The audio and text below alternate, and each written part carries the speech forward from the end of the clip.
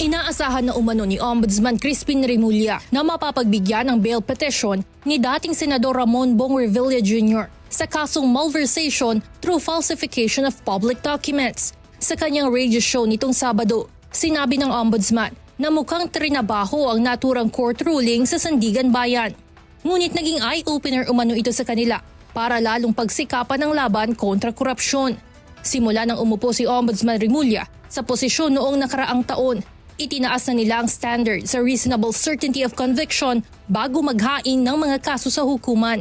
Gayunman, sinabi nito na kalahati lamang ito ng kabuuang trabaho dahil mahalaga rin ang papel na ginagampanan ng mga husgado upang mapanagot ang mga sangkot sa katiwalian.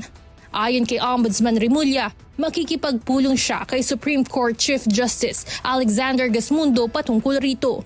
Sangkot si Revilla sa flood control scandal bilang umano'y proponent sa maanumalyang flood control project sa Pandi, Bulacan na nagkakahalaga ng 92.8 million pesos. Nakapagpiyansa ito nitong Biyernes, July 31 sa halagang 1 million pesos, habang denied naman ang bail petition ng lahat ng kanyang kapwa-akusado mula sa Bulacan 1st District Engineering Office, gaya ni Bryce Hernandez at JP Mendoza. Samantala, ipinaalala rin ni Ombudsman Remulla na bukod sa flood control scandal, mayroon pang hindi naaareglong kaso si former Senator Revilla sa Sandigan Bayan. Anya, 123 million pesos pa umano ang hindi nito naiisauli kahit absuelto na sa PDAF scam.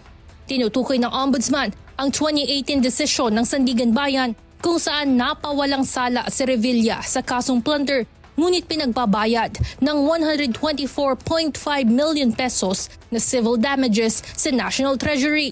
Guilty naman ang hatol sa kanyang mga kapwa-akusado na si Janet Lim Napoles at kanyang dating Chief of Staff na si Richard Cambe.